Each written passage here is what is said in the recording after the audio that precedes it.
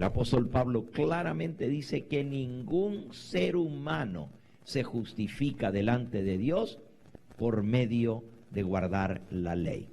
Entonces, ¿para qué sirve la ley? Bueno, este versículo dice, por medio de la ley es el conocimiento del pecado. Es decir, la ley me dice lo que es bueno y lo que es malo. La ley me muestra o me enseña lo que es pecado.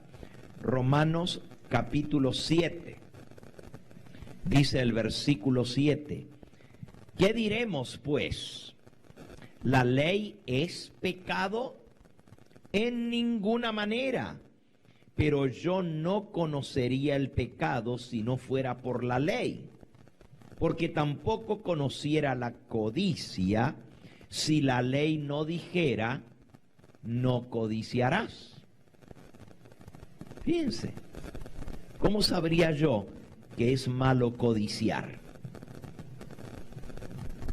La ley me dice, no codiciarás.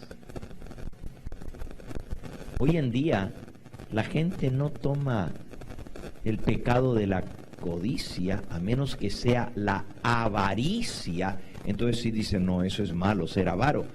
Pero la codicia, el desear lo que otro tiene, más bien la gente dice, oh, es una persona muy ambiciosa, pero no en el sentido malo de ambición, sino es una persona con altos ideales, quiere llegar lejos, es muy ambiciosa. Y lo dan como algo loable. Oh, sí, cuando algo se le propone, pelea hasta que lo consigue. Bueno, es bueno luchar por aquello que anhelamos conseguir, siempre que el objeto que deseamos sea de acuerdo a la voluntad de Dios. Pero la mayoría de la gente quiere conseguir porque ve que otro lo tiene. Y eso la Biblia le llama codicia. Entonces, ¿por qué sabemos que es mala la codicia? Porque la ley dice, no codiciarás. ¿Por qué sabemos que es malo la fornicación? ¿Ustedes saben la diferencia entre fornicación y adulterio? ¿Cuál es la diferencia entre fornicación y adulterio? Los dos son pecados sexuales. Pero ¿cuál es la diferencia entre fornicación? Ok, básicamente podríamos resumirlo así. La fornicación es el acto sexual fuera del matrimonio. Y el adulterio es el acto sexual fuera de los vínculos del matrimonio con otra persona cuando estamos casados. Eso es básicamente, pero en realidad la palabra fornicación en griego se dice porneia, y de ahí viene la palabra pornografía. Porneia quiere decir todo pecado sexual. Eso es fornicar, cualquier tipo de pecado sexual. Dios estableció el sexo. Él nos hizo hombre y mujer, varón y mujer. Pero hay mucha gente que ha sido enseñada que el sexo es algo malo, que el sexo es algo pecaminoso. No. Dios nos hizo seres que podamos tener el privilegio no solo de procrear a través del sexo, como hablábamos ayer, que solamente a nosotros Dios nos hizo ese privilegio. Los ángeles no pueden procrear, pero nosotros podemos procrear. Pero el sexo también, la Biblia nos dice que Dios lo creó como algo bueno para el deleite del ser humano dentro del vínculo matrimonial. Pero todo lo que es fuera de eso, la Biblia le llama pecado. O sea, la ley nos dice lo que es bueno, lo que es agradable, aprobado por Dios, y lo que es malo. Pero la ley no nos puede salvar. Nos muestra lo que es pecado. En segundo lugar, la ley nos condena. Bueno, debiéramos ser más exactos, ¿verdad? Lo que nos condena es el pecado, pero el pecado es transgresión de la ley. Entonces, cuando transgredimos la ley nos señala que somos pecadores. ¿Y cuál es la paga del pecado? Muerte. Por lo tanto, la ley nos muestra que estamos condenados. No es en sí la ley la que nos condena, es nuestro pecado que nos lleva a la condenación, pero el pecado es transgresión de la ley.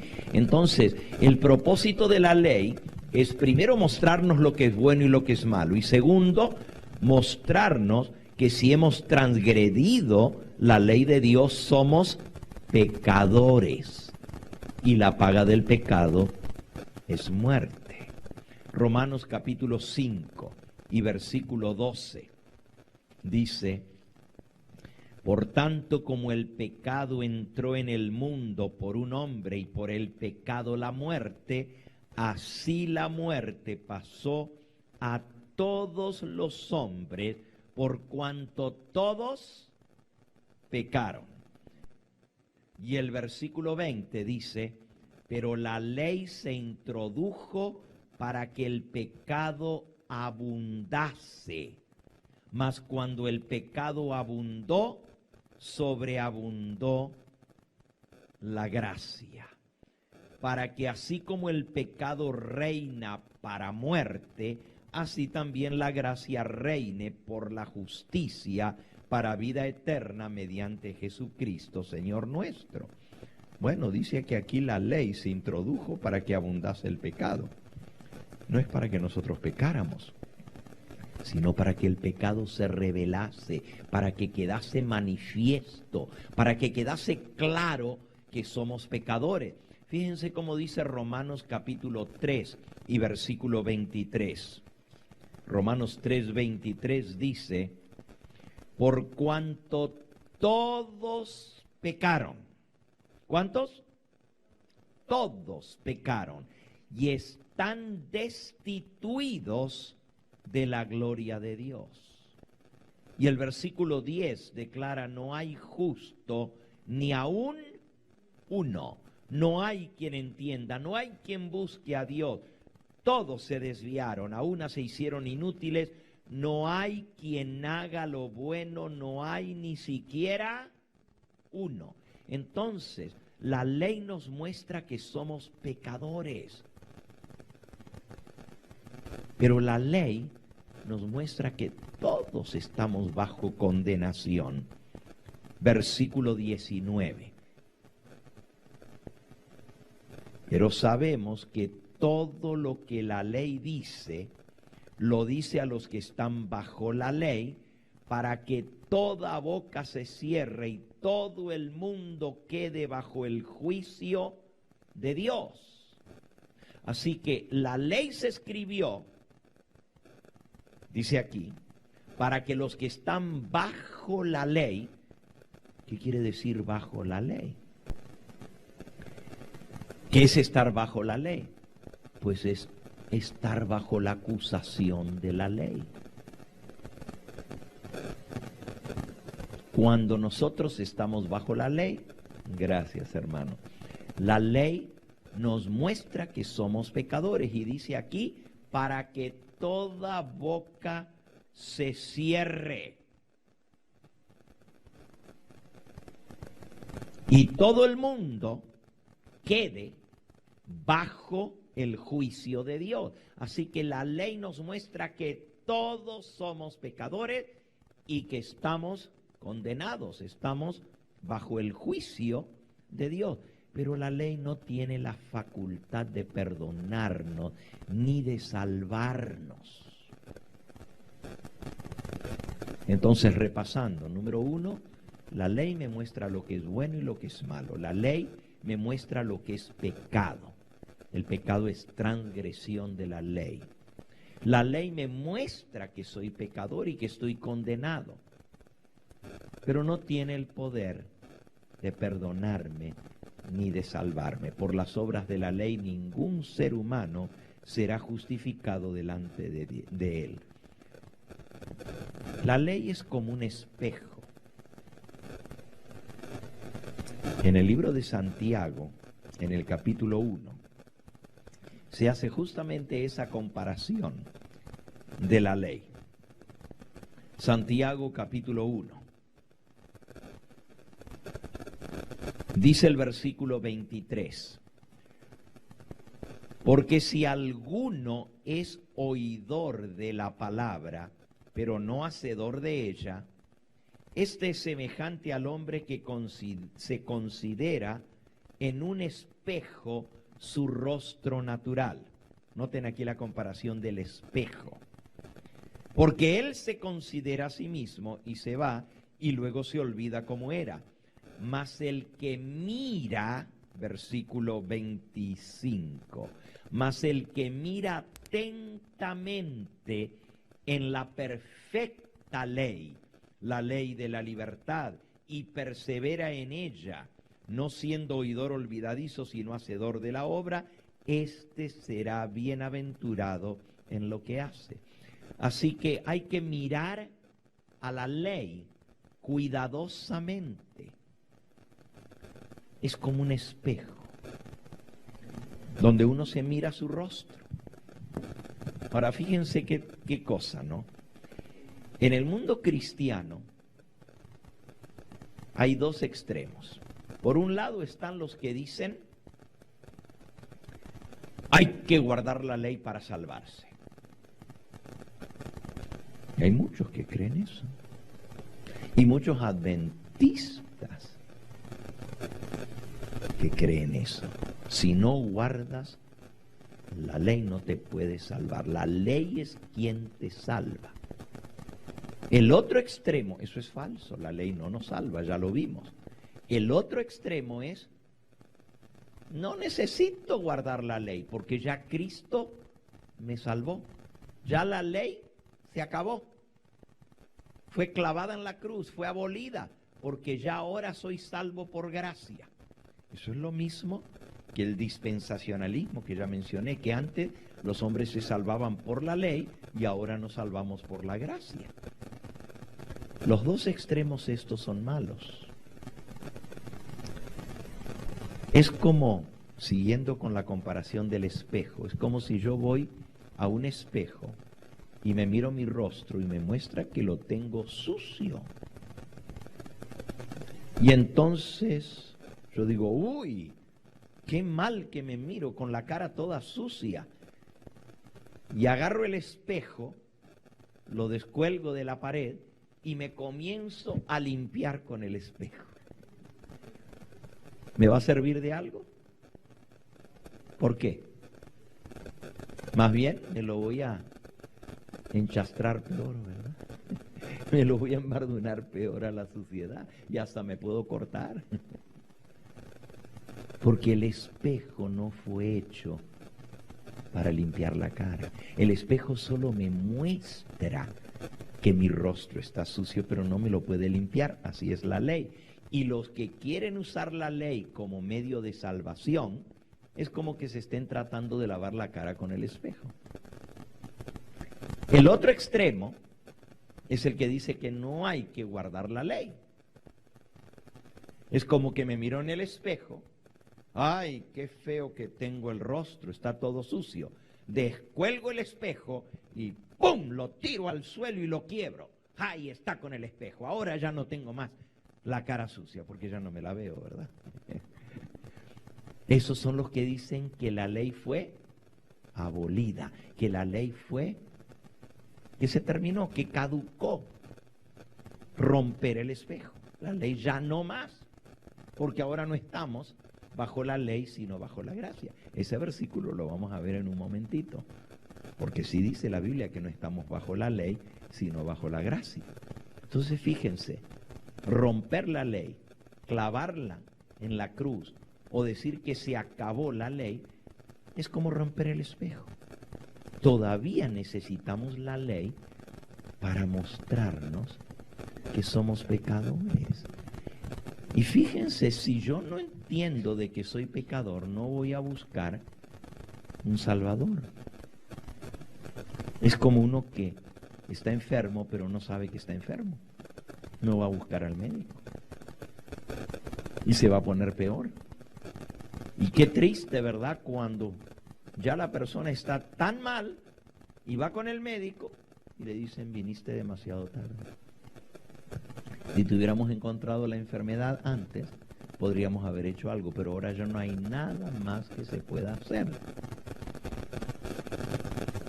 En otras palabras, la ley nos muestra nuestra enfermedad, nos muestra nuestro pecado para que podamos ir a Cristo para ser perdonados. Y ese es el último propósito de la ley. Y lo encontramos en el libro de Gálatas. Gálatas, en el capítulo 3. Gálatas capítulo 3. Dice en el versículo 24. De manera que la ley ha sido nuestro ayo para llevarnos a Cristo a fin de que fuésemos justificados por la fe. Fíjense para qué sirve la ley. Es nuestro ayo. ¿Qué quiere decir la palabra ayo? Un ayo es un guía. Alguien que conduce a otro. Por ejemplo, se le llama ayo al que guía a un ciego. Si el ciego no puede ver, le ponen un ayo para que el ayo lo conduzca. Puede ser un perrito, un perro, que es el ayo que lo conduce, que lo guía. Puede ser otra persona que le ayude a cruzar la calle. Ese es un ayo. También a un niño que necesita que lo guíen hasta la escuela. Mandan la trabajadora de la casa, ¿verdad? La nodriza, que lo acompaña y lo guía hasta la escuela. Y luego a la hora de la salida de la escuela lo van a buscar en la puerta y esa persona, el ayo, lo guía. En otras palabras, un ayudante, un guía. La ley nos enseña que somos pecadores, pero nos conduce a Cristo, dice aquí, para que seamos salvos por la fe. Ahora, si no hay ley, no necesitamos un Salvador, porque no hay pecado. Miren cómo dice en Romanos, en el capítulo 5, versículo 13. Pues antes de la promulgación de la ley, ya había pecado en el mundo, pero donde no hay ley, no se inculpa de pecado. Entonces, si yo no conozco la ley, no hay culpa. Pero de todos modos hay pecado y el pecado lleva a la muerte. Entonces necesito la ley para que me muestre el pecado, para que entonces pueda ir a Cristo, para que Él me salve, para que Él me perdone, para que Él me limpie. Otra vez con el ejemplo del espejo. El espejo me muestra que mi rostro está sucio para que busque agua y jabón y me lave la cara. Y el agua y jabón es la sangre de Cristo Jesús que nos limpia de todo pecado. ¿Está claro esto? Ok. Entonces, la pregunta es, si no nos salvamos por guardar la ley, ya lo leímos bien claramente, no nos salvamos por guardar la ley, entonces, ¿necesitamos la ley? Y ya lo hemos respondido. Sí, para mostrarnos que somos pecadores y para llevarnos a Cristo. ¿Queda anulada la ley porque somos salvos por fe. Vamos a leer lo que el mismo apóstol Pablo declara allí en Romanos, en el capítulo 3. Dice Romanos capítulo 3, versículo 23 en adelante. Ya leímos el 23 hace un momento, pero ahora retomamos la lectura. Por cuanto todos pecaron y están destituidos de la gloria de Dios, siendo justificados gratuitamente por su gracia, mediante la redención que es en Cristo Jesús, a quien Dios puso como propiciación en su sangre, para manifestar su justicia a causa de haber pasado por alto en su paciencia los pecados pasados, con la mira de manifestar en este tiempo su justicia, a fin de que Él sea justo y el que justifica al que es de la fe de Jesús. ¿Dónde pues está la jactancia? Queda excluida. ¿Por cuál ley? ¿Por la de las obras? No, sino por la ley de la fe. Miren lo que está diciendo. Todos somos pecadores. No es por las obras que nos salvamos, sino que es por la fe en Cristo, porque Dios puso a Cristo como propiciación por nuestros pecados. Propiciación quiere decir pago. A causa de haber pasado por alto en su paciencia los pecados pasados, con la mira de manifestar su justicia. Fíjense que Dios nos perdona y puso a su Hijo para manifestar su justicia, para que Él sea justo. Así dice en el versículo 25 y 26. Ponlo otra vez, el 25. Fíjense.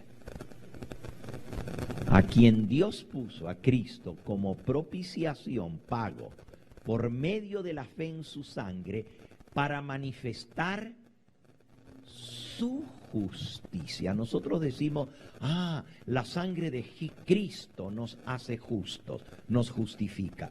Pero aquí dice que justifica a Dios. A través de la muerte de Cristo, Dios manifiesta su justicia a causa de haber pasado por alto en su paciencia los pecados pasados. En otras palabras, ¿cómo puede Dios perdonar el pecado? ¿Es eso justo? ¿Es justo que Dios nos perdone, nomás gratuitamente por gracia? ¿Es justo? Usted dice, sí, qué bueno que Dios nos perdona. Pero pónganse a pensar por un momento. Si tú tienes nomás una hija, justamente ahora que veníamos de camino para aquí, yo pasé por el hospital y le venía contando al pastor Sousa, justamente cruzamos un puente aquí en Loma Linda. Y yo le dije, aquí, debajo de este puente, una amiga de mi esposa, hace años atrás, enfermera, fue capturada, fue secuestrada. Ella venía del trabajo de noche y había alguien en un carro esperando debajo del puente, y cuando ella pasó por debajo del puente, estaba oscuro. El hombre salió del carro y la metió a la fuerza en el carro y la llevó por aquí, por unos naranjales que había por aquí, por esta zona cerca de las montañas. La violó y según él la mató. Él pensó que la había matado, la golpeó con un bate y luego la pateó mucho para ver que estaba muerta. Ella sobrevivió después que se aseguró que ya, y dice que todavía se fue el hombre, eran dos hombres, y los dos la violaron. Y después que la golpearon brutalmente, le quebraron con un bate el cráneo le quebraron, y la dejaron por muerta, tirada en medio de unos naranjales, pensando que nadie la iba a encontrar ahí, por lo menos iba a pasar bastante tiempo hasta que la encuentren. Y todavía después que se fueron, gracias a Dios, que ella no se movió tan rápido, volvieron para ver si estaba muerta. Y la patearon, le dieron vuelta al cuerpo y ella pues se quedó quietita, como que estaba muerta. Cuando ya se aseguró que ya no estaban, como pudo, se fue arrastrando, con un tremendo dolor en su cabeza, el cráneo quebrado una pierna, y se fue arrastrando. Le tomó horas llegar a una casa, allá a lo lejos veía una luz. Y allá la atendieron, llamaron a la ambulancia, a la policía. Aquí una enfermera de Loma Linda, hace años atrás de eso. ¿Qué pensarían ustedes si capturan a los hombres y les demuestran sin lugar a dudas que ellos fueron los violadores y los que atentaron contra su vida para quitarle la vida? ¿Qué pensarían ustedes si el juez dice: ¿están arrepentidos? Oh, sí, estamos arrepentidos. ¿Lo volverían a hacer? No, ya no lo haríamos nunca más. Bueno, pues les voy a dar una chance. Salen libres. No van a pagar nada. ¿Qué pensarían ustedes de ese juez? ¿Es justo? ¿Verdad que no? ¿Y si la persona fuera tu hija? ¿Y si en lugar de dejarla maltrecha, la matan? Y luego lo agarran al violador y al asesino, y el juez lo deja ir libre. ¿Te gustaría? ¿Verdad que no? ¿Por qué? Porque Dios ha puesto en nosotros un sentido de la justicia. Queremos que se haga justicia. Y Dios no solamente es un Dios amante, bondadoso, misericordioso, tardo para la ira y grande en perdonar. Él también es responsable de ejecutar justicia en el universo, porque Él es el juez. Y no queremos un juez alcahuete. Pero si se toca de nosotros, ay, sí, que nos perdone, ¿verdad? Pero al otro no, aquel que no lo perdone, porque sí hizo más mal que yo. ¿Cómo puede ser Dios justo y misericordioso al mismo tiempo? Pues aquí está, en el versículo que teníamos, allí en el versículo de Romanos 3, 24, dice que Cristo, que somos justificados gratuitamente por su gracia,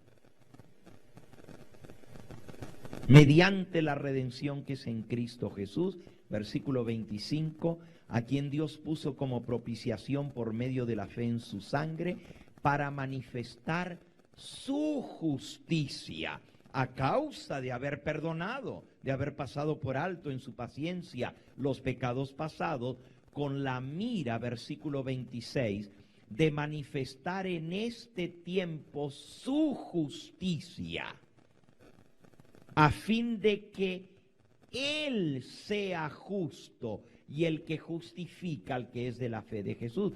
Para Dios poder perdonar, poder justificar al pecador, Él tiene que mostrar que Él es justo. ¿Y cómo muestra que Él es justo? Derramando toda la justicia y la ira sobre su propio Hijo para pagar la deuda del pecado.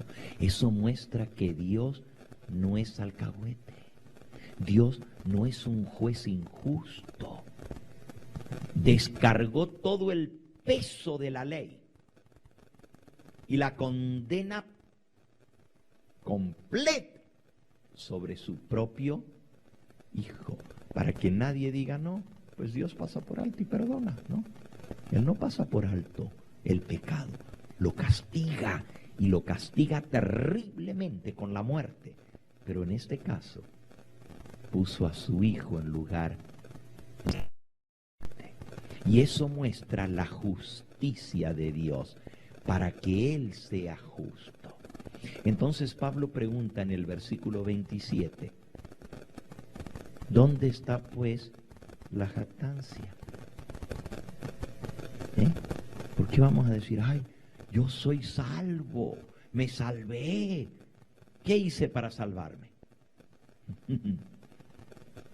Nada más ser malo, nada más ser pecador. ¿Qué mérito tengo? Ah, Dios me perdonó porque yo soy muy bueno. No, si necesitabas perdonar, que Dios te perdone, no es que eres bueno. Ah, pero yo me arrepentí, por eso Dios me perdona. Y yo confesé mi pecado. Recién me dijeron ustedes que si el violador y el asesino dice, sí me arrepiento y no lo voy a hacer más, y el juez lo perdona, tú dices que no es justo, ¿verdad? No, no es justo. Entonces, por más que yo me arrepienta y por más que yo prometa nunca más volverlo a hacer, eso no es lo que me consigue el perdón. Hay un peligro en pensar que es lo que yo hago lo que hace posible que Dios me perdone. El peligro es que yo diga, no, pues Dios me perdona porque yo me arrepentí. Entonces el mérito está en ¿quién? En mí. Pero Pablo dice, ¿dónde está la jactancia? Queda excluida. Tú dices, bueno, pero si yo me arrepiento y ya no vuelvo a hacer lo malo, entonces eso me da méritos delante de Dios. Ningún mérito. La paga del pecado es ¿qué? Muerte. A ver, te lo voy a poner en un ejemplo. Digamos que tú tienes bueno, lo voy a poner en un ejemplo de antes. Podría usar la tarjeta de crédito, pero lo voy a poner como era antes, en los colmados o las despensas de nuestros pueblos, ¿se acuerdan? Cuando a mí me decía mi mamá, ve al almacén, a la despensa allá en la esquina y dile que te manden, tráeme 1 kilo de naranjas que necesito, tráeme 1 kilo de harina. Pero yo no llevaba el dinero porque estaba chico. Dile que lo ponga a la cuenta. ¿Se acuerdan de eso? Ya hoy en día ya no se acostumbra, pero donde yo me crié así era, ¿verdad? Era un pueblo chico y entonces decía, a ver, sí, ve a la tienda de la esquina y que lo ponga a la cuenta. Y ahí yo iba y cada vez que mi mamá necesitaba algo, ve hasta allá y que lo ponga a la cuenta. Y ya luego iba mi mamá y pagaba pues la cuenta que tenía anotada el de la tienda, el de la despensa allí, le sumaba, entonces sí, hacía toda la suma y ya le pagaba, ¿verdad? Pues imaginémonos que fuera así. Nosotros pecamos y Dios lo pone a cuenta, y Dios lo pone a cuenta. ¿Ustedes creen que si la cuenta se hace grandotota, tú puedes llegar al de la tienda y decirle, ay, yo no sabía que debía tanto, no tengo para pagarle, hagamos una cosa, de hoy en adelante no vuelvo a sacar nada a cuenta, cada cosa que compre se la pago en efectivo, pero perdóneme la deuda? ¿Funciona así? No, ¿verdad? Lo que debes, págalo. Y nosotros pensamos a veces que si yo le prometo a Dios que ya no voy a pagar, que ya no voy a pecar, que entonces Dios dice, está bien, porque tú te arrepentiste y me pediste perdón y me prometiste que ya no lo vas a hacer más, te voy a perdonar. No funciona de esa manera. Aun si yo, después de que me arrepiento, no volviese a pecar nunca más, todavía tengo una deuda. Y esa deuda me dice que soy pecador. Y la paga del pecado es muerte. Entonces no hay nada que yo pueda hacer para saldar la cuenta. Porque la cuenta se salda con la vida. La paga del pecado es muerte. Por eso Cristo tuvo que morir. Porque si no, yo tengo que morir. Y si yo no quiero morir eternamente, tengo que aceptar la dádiva, el regalo que Dios me da, porque ya Cristo pagó la cuenta. ¿Quedó claro esto? Entonces no hay mérito ni en el arrepentimiento, ni en la confesión, ni en el obedecer de aquí en adelante. Como Dios me perdona, pues ahora ya no voy a pecar más. ¿Por eso Dios me perdona? No, no hay mérito en la obediencia. ¿Dónde está la jactancia? Queda excluida. ¿Por cuál ley? ¿Por la de las obras? No, sino por la ley de la fe. Versículo 28. Concluimos, pues, que el hombre es justificado por fe, sin las obras de la ley. ¿Cómo somos perdonados? Por la fe en el sacrificio de Cristo, sin las obras de la ley. Nada que ver con guardar la ley. No hay mérito alguno. Esa es la conclusión. La salvación es solamente por fe, sin las obras de la ley. Pero miren ahora lo que agrega el apóstol Pablo ahí mismo. En el versículo 31 dice: luego por la fe ¿invalidamos la ley? En ninguna manera, sino que más bien ¿qué? Confirmamos la ley. Fíjense qué interesante, la gente dice, como Jesús me perdona y la salvación es por gracia, pues entonces ya no más ley. La ley quedó invalidada. Y Pablo dice, ¿invalidamos la ley por la fe? En ninguna manera, más bien ¿la qué? La confirmamos a la ley. Si Dios pudiera habernos perdonado, así porque sí, Cristo no tendría que haber muerto. Si Dios podría haber hecho a un lado la ley y decir, invalido la ley, entonces ya no hay pecado, ya Cristo no tendría que morir. El hecho de que Cristo tuvo que morir es que la ley no fue invalidada. La ley está confirmada. La muerte de Cristo confirma la validez de la ley. No la anula, al contrario, la confirma más. Porque si él podría haber anulado la ley, entonces dice, ok, anulo la ley, ya no pecaste, ya no tienes ninguna deuda, porque ya anulé la ley. Pero porque no se anula, no se invalida la ley, sino que está todavía en pie, Cristo tuvo que morir. La muerte de Cristo es la mejor prueba de que la ley de Dios no puede ser alterada, no puede ser cambiada, no puede ser abolida, no puede ser invalidada. Miren lo que dijo el Señor Jesús. Mateo capítulo 5 y versículo 17. Mateo 5, 17. No penséis que he venido para abrogar la ley o los profetas. No he venido para abrogar, abrogar quiere decir abolir, sino que he venido ¿para qué? Para cumplir. Él vino a cumplir justamente lo que la ley demandaba, Él lo pagó, Él lo cumplió.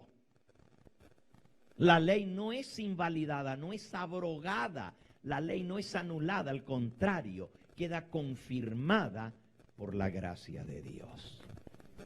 La gracia confirma la validez de la ley. Ahora, ¿no han escuchado ustedes que la gente dice, ya no tenemos que guardar la ley, porque no estamos bajo la ley, sino bajo la gracia?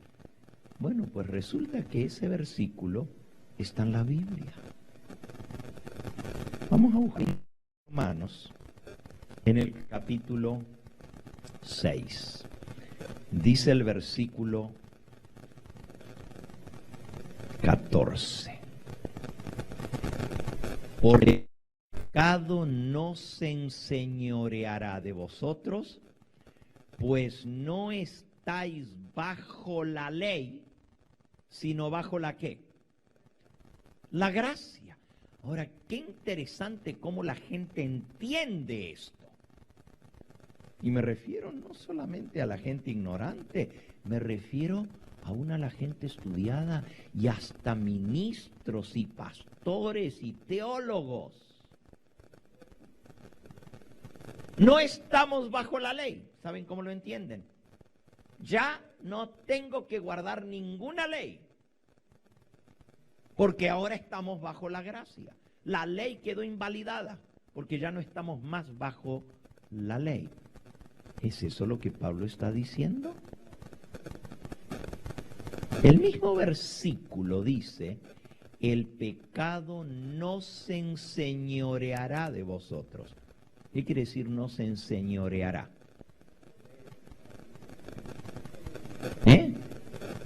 ¿Qué es enseñorearse? Adueñarse o ser señor o ser amo. El pecado no tendrá dominio, no te controlará, eso es lo que quiere decir.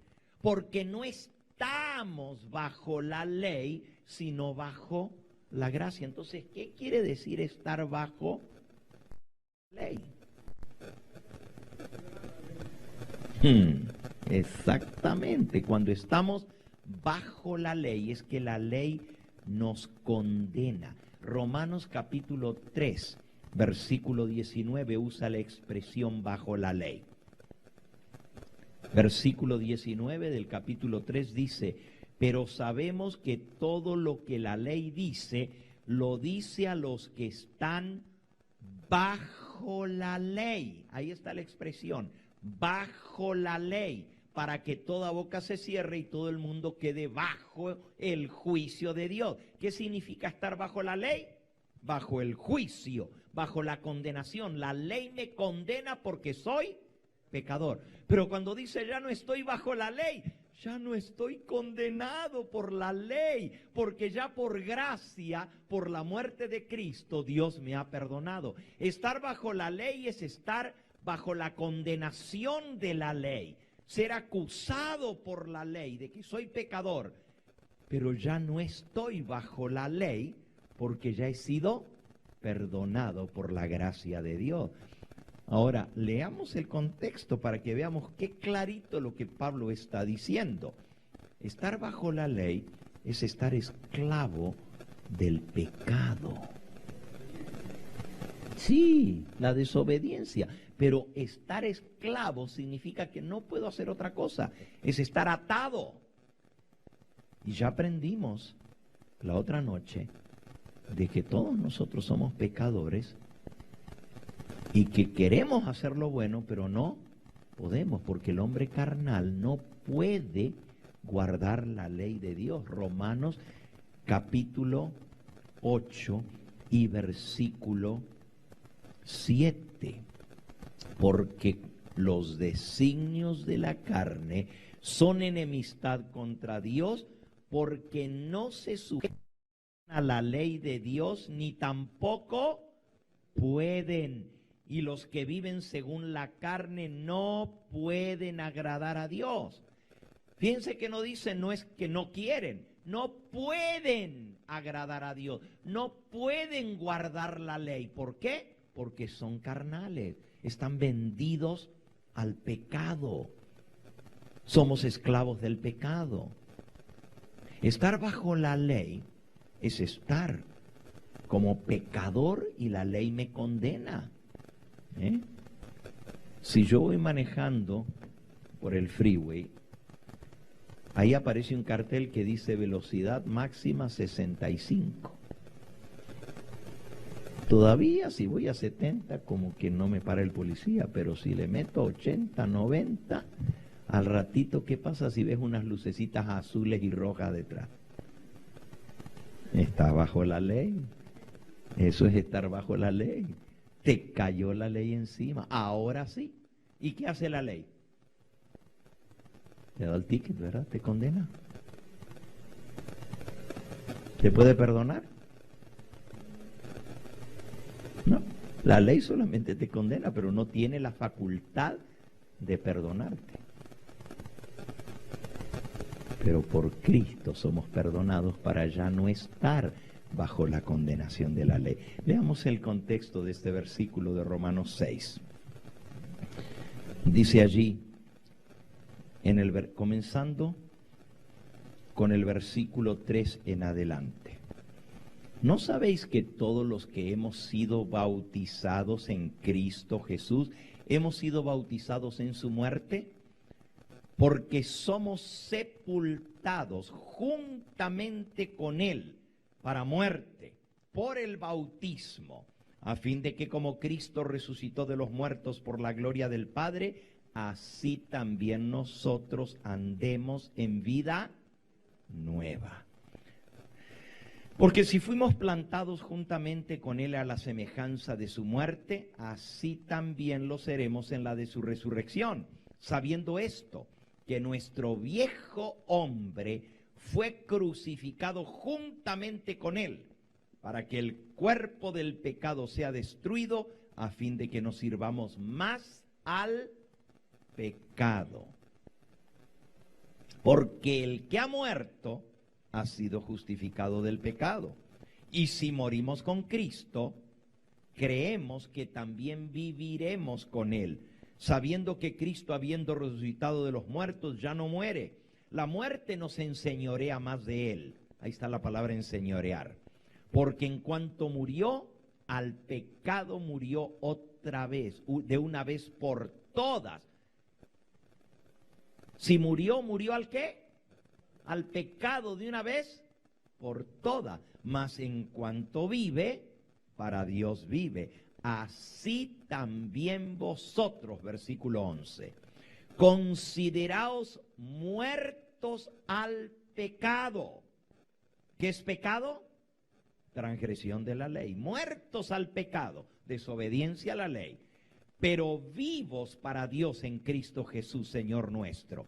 No reine pues el pecado en vuestro cuerpo mortal, de modo que lo obedezcáis en sus concupiscencias, ni tampoco presentéis vuestros miembros al pecado como instrumentos de iniquidad, sino presentaos vosotros mismos a Dios como vivo de entre los muertos, y vuestros miembros a Dios como miembros o instrumentos de justicia, porque el pecado no se enseñoreará de vosotros, pues no estáis bajo la ley, sino bajo la gracia. Cristo nos libertó de la condenación de la ley, nos libertó de la esclavitud de la ley, para que ahora podamos ser felices y obedientes a la ley de Dios por el Espíritu Santo.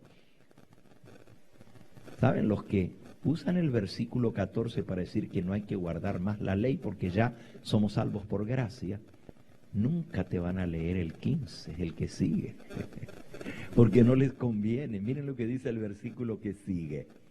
¿Qué pues? ¿Pecaremos porque no estamos bajo la ley, sino bajo la gracia? ¿Y cuál es la respuesta? En ninguna manera. ¿Pecaremos? ¿Y qué es pecado? ¿Vamos a transgredir la ley porque ya no estamos bajo la ley, sino bajo la gracia? En ninguna manera. ¿No sabéis, versículo 16, que si os sometéis a alguien como esclavos para obedecerle, sois esclavos de aquel a quien obedecéis, sea del pecado para muerte, o sea de la obediencia para justicia?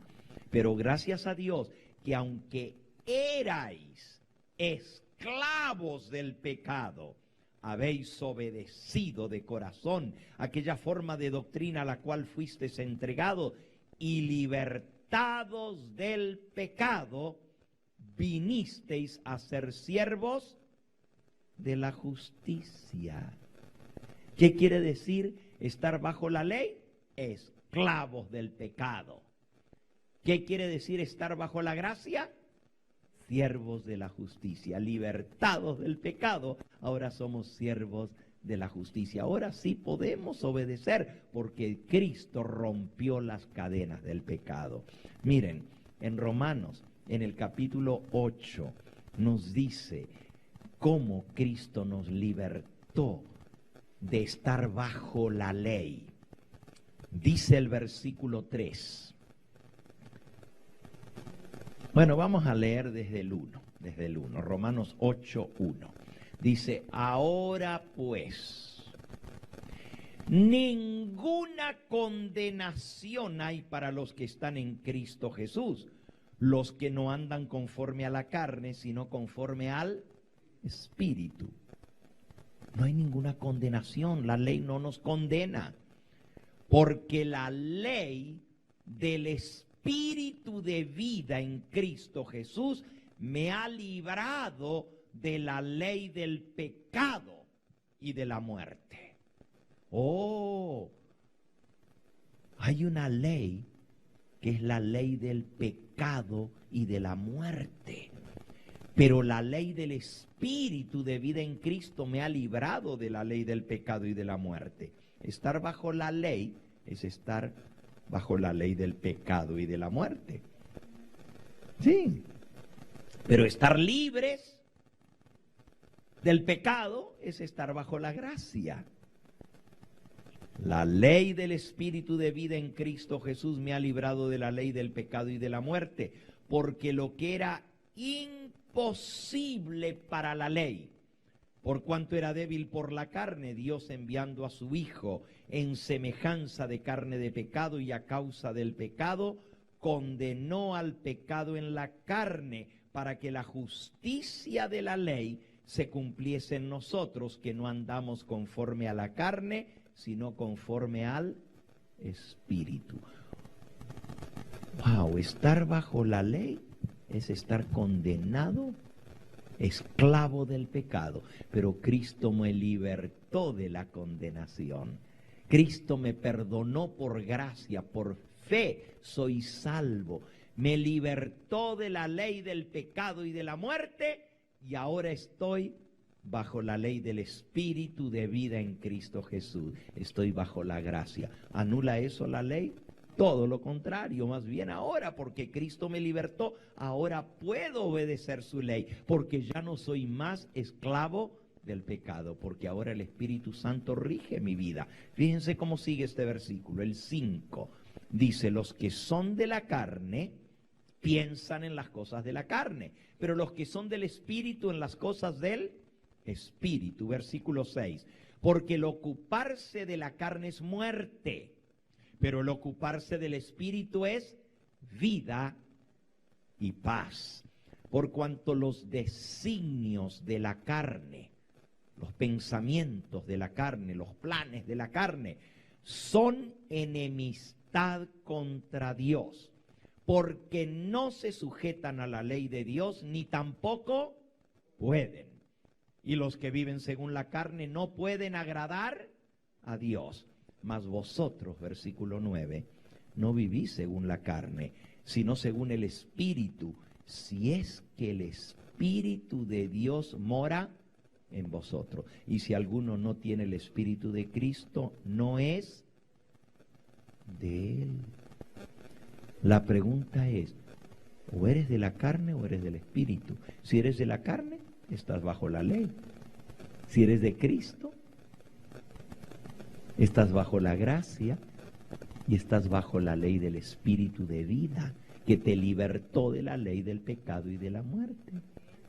Ahora puedes obedecer la ley de Dios, porque tienes el poder del Espíritu Santo viviendo en ti, que te liberta de la esclavitud.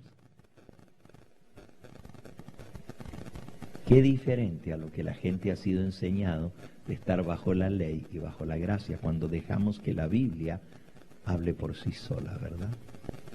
¿Quedó claro este tema de estar bajo la ley? A mí lo que me sorprende es esto, miren. Tú hablas con cualquier cristiano y le dices, hay un mandamiento que dice,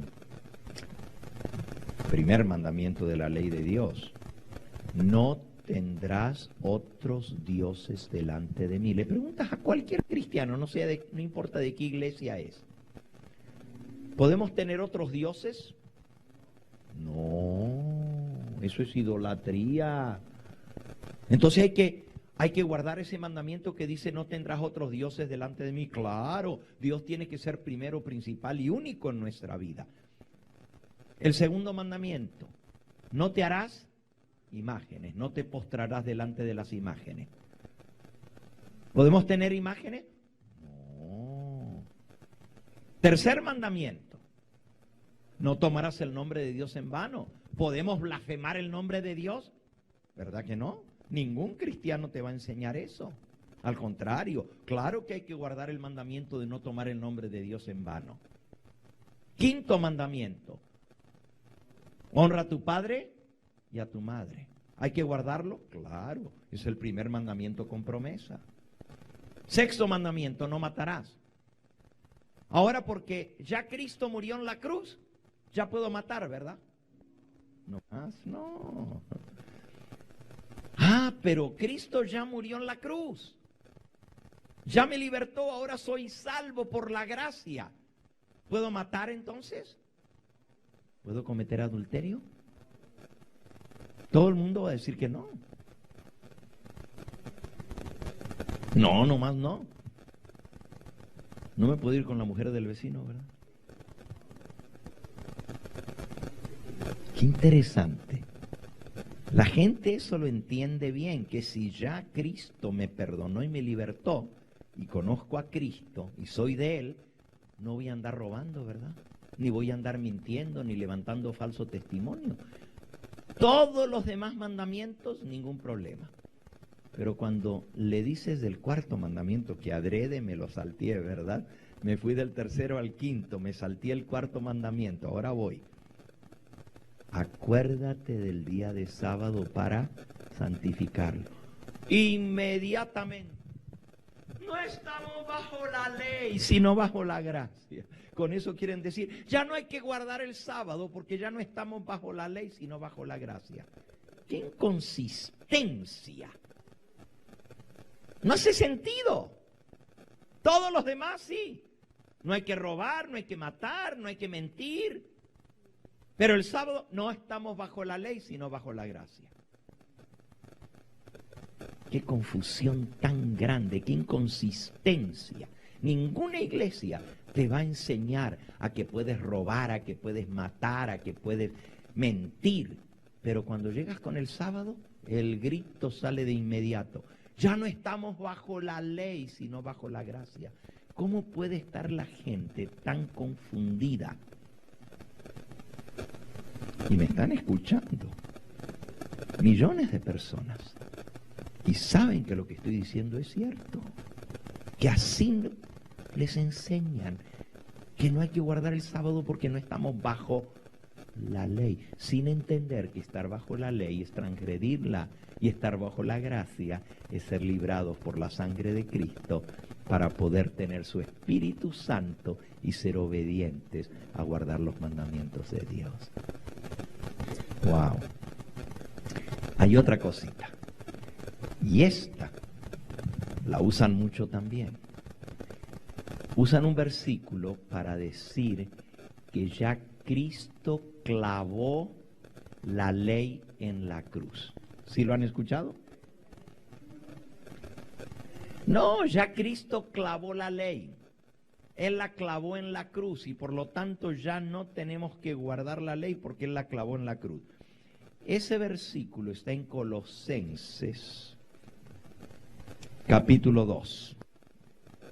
Colosenses, capítulo 2. Incluso dicen, ahí hasta se menciona que ya no hay que guardar el sábado porque Él lo clavó en la cruz. Y ese es el versículo que más usan contra el sábado. Vamos a leerlo. Dice el versículo 14, anulando el acta de los decretos que había contra nosotros, que nos era contraria, quitándola de en medio y clavándola en la cruz. Esto se entiende por muchos que ese acta de decretos eran los decretos, los mandamientos que Dios dio, que nos era contraria y que Él ya lo quitó y lo clavó en la cruz. Versículo 16, por tanto, como ya el acta de decretos fue clavada en la cruz, nadie os juzgue en comida o en bebida, en cuanto a días de fiesta, luna nueva o días de reposo. Ahí está, dice la gente. El apóstol Pablo dice, ya que nadie te juzgue por guardar los días de fiesta, ni por la luna nueva, que no hay que guardarla ya, ni comida, ni bebida, ni por los sábados. Porque ya Cristo lo clavó en la cruz. Eso caducó, eso terminó con la muerte de Cristo en la cruz. Este es el versículo que usan para decir eso. ¿Es eso realmente lo que Pablo está diciendo? ¿Qué es lo que está diciendo, pues? Vamos a verlo, para que quede claro. Comencemos un poquito antes. Recuerden que texto sin contexto es un pretexto. Dice en el versículo 11, en él también fuisteis circuncidados, con circuncisión no hecha a mano, al echar de vosotros el cuerpo pecaminoso carnal en la circuncisión de Cristo, sepultados con Él en el bautismo, en el cual fuisteis también resucitados con Él, mediante la fe en el poder de Dios que le levantó de los muertos.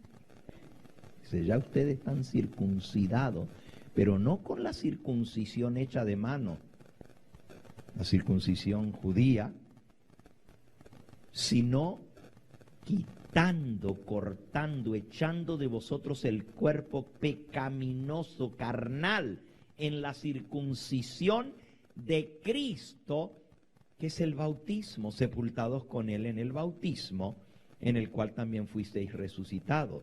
Versículo 13, y a vosotros, estando muertos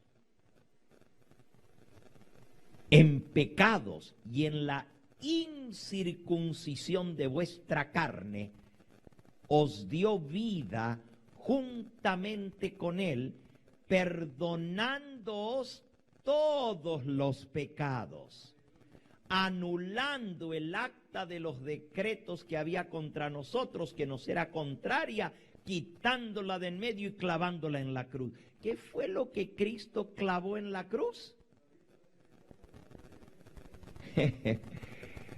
Nuestros pecados los clavó en la cruz. Eso es lo que dice el versículo anterior. A vosotros, versículo 13, que estabais muertos en pecados y en la incircuncisión de vuestra carne, os dio vida juntamente con Él, perdonándoos todos los pecados. Versículo 14, anulando el acta de los decretos que había contra nosotros. ¿Cuál es el acta de los decretos? Pues cada vez que yo peco, tengo una transgresión, tengo una deuda, hay un decreto contra mí que me condena lo que yo debo.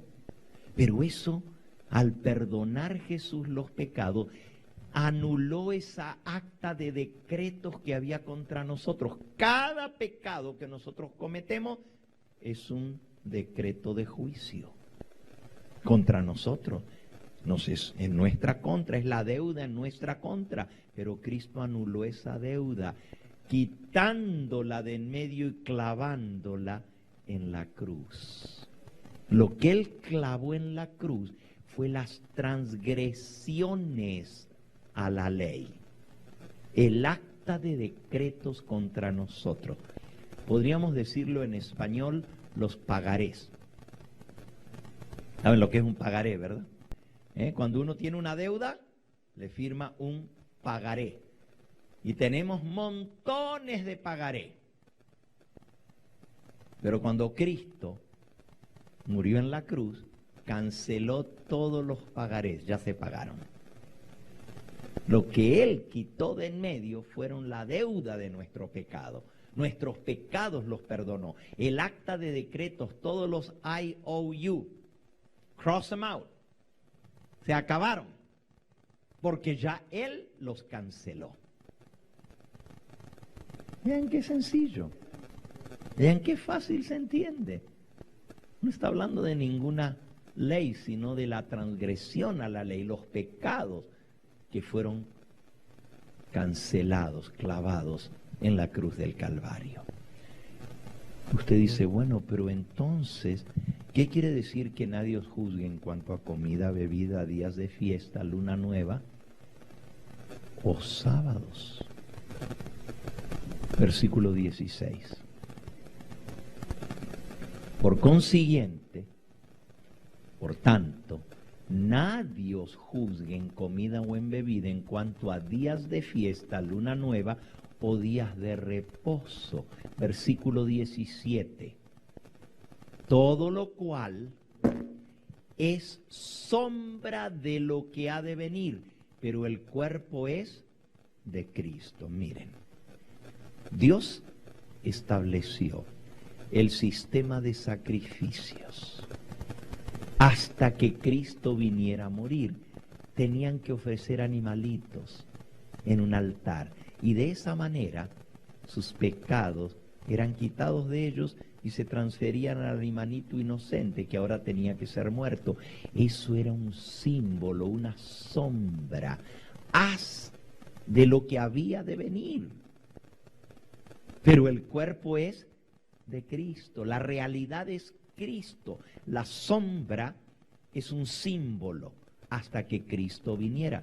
Una es la ley de los sacrificios, pero la otra también es los días de fiesta, luna nueva o sábados, días de reposo, dice el versículo 16, o sábados. En la ley de los sacrificios, Dios había establecido una cantidad de días especiales en los cuales se celebraban esos días de fiesta que eran sombra del plan de redención. Por ejemplo, vamos a Levíticos 23, rapidito, para que nunca más tengas problema con este versículo y te quede claro. Levítico capítulo 23, el tercer libro de la Biblia. Aquí están las leyes de los sacrificios. Y en el capítulo 23 Dios habla de esos días de fiesta. Dice en el versículo 1 y 2, habló Jehová a Moisés diciendo, habla a los hijos de Israel y diles, las fiestas solemnes de Jehová, las cuales proclamaréis como santas convocaciones, serán estas. Estas son las fiestas solemnes. Y entonces dice, 6 días se trabajará, mas el séptimo será día de reposo, santa convocación, ningún trabajo haréis. Día de reposo es de Jehová en donde quiera que habitéis. Eso estaba establecido desde la creación del mundo. El séptimo día es día de reposo.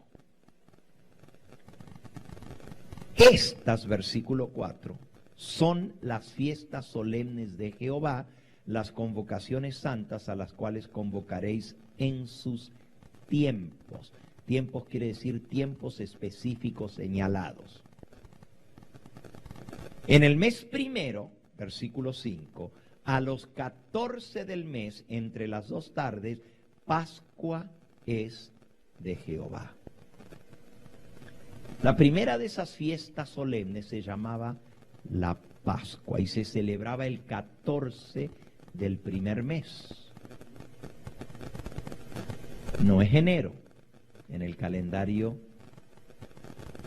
judío, el calendario hebreo, el primer mes comenzaba en lo que corresponde a la primavera.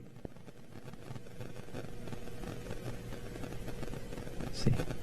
Nisan se llamaba en el calendario hebreo el primer mes, pero no va exacto con los meses que nosotros tenemos hoy en día.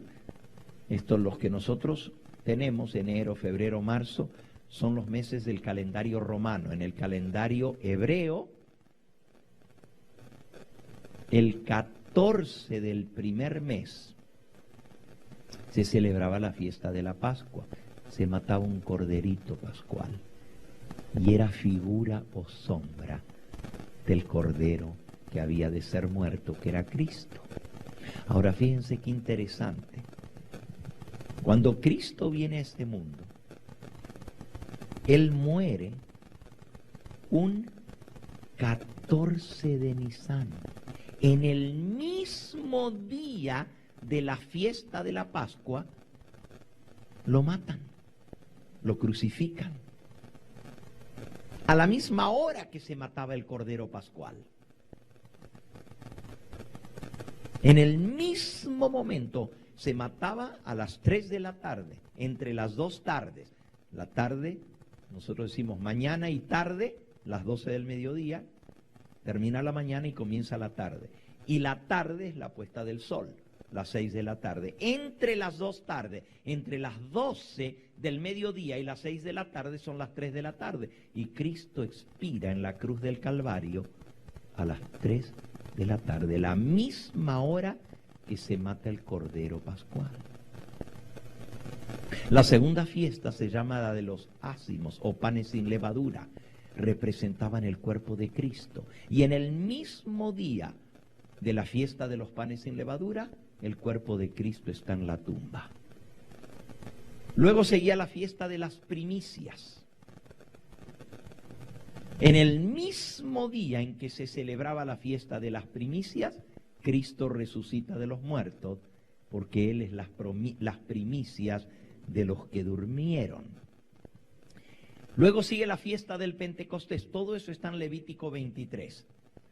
Todos esos días de fiesta tenían que ver con el plan de salvación, con el plan de redención. Marcaban los grandes eventos del plan de redención: la muerte de Cristo, su sepultura, su resurrección, su entronización en el cielo el día de Pentecostés. 50 días más tarde se derrama el Espíritu Santo, porque Cristo es entronizado y se sienta a la diestra del Padre. Todo eso eran los días de fiesta que Dios mandó a guardar hasta que viniera Cristo. Luego, en el séptimo mes estaba la fiesta de las trompetas, el primero del séptimo mes. Y dentro de esas fiestas había días especiales que se guardaban igual que el sábado. Por ejemplo, Levítico 23, versículo 23. Habló Jehová a Moisés diciendo: habla a los hijos de Israel y diles, en el mes séptimo, este se llamaba el mes de Tishri, en el mes séptimo, al primero del mes, tendréis día de reposo, una conmemoración al son de trompeta y una santa convocación. Ningún trabajo de siervos haréis, y ofreceréis ofrenda encendida a Jehová. Tenían que ofrecer ofrenda sobre el altar quemada al fuego. También habló Jehová a Moisés diciendo, versículo 27, a los 10 días de este mes séptimo será el día de expiación. Tendréis vocación, afligiréis vuestras almas y ofreceréis ofrenda encendida a Jehová. ningún trabajo haréis en este día, porque es día de expiación para reconciliaros delante de Jehová vuestro Dios. Porque toda persona que no se afligiera en este mismo día será cortada de su pueblo. Cualquier persona que hiciere trabajo alguno en este día, yo destruiré a la tal persona de su pueblo. Ningún trabajo haréis. Estatuto perpetuo es por vuestras generaciones, en donde quiera que habitéis. Versículo 32. Día de reposo será vosotros, y afligiréis vuestras almas, comenzando a los 9 días del mes en la tarde, en la puesta del sol, de tarde a tarde, de puesta de sol a puesta del sol, guardaréis vuestro reposo. El primer día del mes era día de reposo, del mes séptimo. El 10º también era día de reposo y no se trabajaba. Ahora, obviamente no está hablando del sábado del séptimo día. No podía ser, porque si el primero era sábado y el 10, el sábado es cada 7, pero el primero era día de reposo y el 10º día, el día de expiación, era también día de reposo. Y luego el 15 también era día de reposo. Dice el versículo 34, habla a los hijos de Israel y diles: a los 15 días de este mes séptimo será la fiesta solemne de los tabernáculos por Jehová por 7 días. El primer día de esos 7 habrá santa convocación, ningún trabajo de siervos haréis. 7 días ofreceréis ofrenda encendida a Jehová, y el 8º día tendréis santa convocación y ofreceréis ofrenda encendida a Jehová. Es fiesta, ningún trabajo de siervos haréis. Así que el primero del mes era como sábado, no se trabajaba, era fiesta, pero se le llamaba día de reposo, Shabbat, no se trabajaba. El 10º tampoco se trabajaba. El 15 tampoco se trabajaba. Y el 22 del mes, dice un poquito más adelante, tampoco se trabajaba. Nosotros les llamaríamos esos días, hoy en día, feriados, que no se trabaja, pero no necesariamente caen en sábado, caen en cualquier día de la semana. Es un día específico del mes, es como tu cumpleaños. Tu cumpleaños no cae en el mismo día de la semana, pero cae en el mismo día del mes. Así la fiesta de la Pascua caía el 14 del primer mes, pero podía caer en domingo, en lunes, en martes, miércoles, jueves, en viernes o también en sábado. Estos días de fiesta caían en otros días, pero se guardaban como que fueran sábados. Aparte de los días de fiesta, que pero era día de fiesta, estaban los sábados, que les llamamos sábados ceremoniales o también anuales, porque caían una vez al año, sábados anuales. Esos sábados se guardaban igual que el séptimo día, no se trabajaba, pero se les llamaba sábados, días de reposo. Ahora entendemos lo que Pablo está diciendo en Colosenses 2:16. Vamos a leerlo otra vez. Colosenses 2:16. Y no leímos lo de la luna nueva, pero eso también está especificado en el libro de Números. Dice: por tanto, nadie os juzgue en comida o en bebida. Eso es la comida y bebida que se hacían en esos días de fiesta, que eran los sacrificios que se ofrecían y las libaciones que se ofrecían. En cuanto a días de fiesta, 7 días de los tabernáculos, luna nueva, el primero de cada mes, o días de reposo, días plural, no sábado, sino sábados, días de reposo, los 7 feriados, los 7 días de reposo que había en el año. Todo esto era sombra, dice el versículo 17, lo cual es sombra de lo que ha de venir, pero el cuerpo es de Cristo.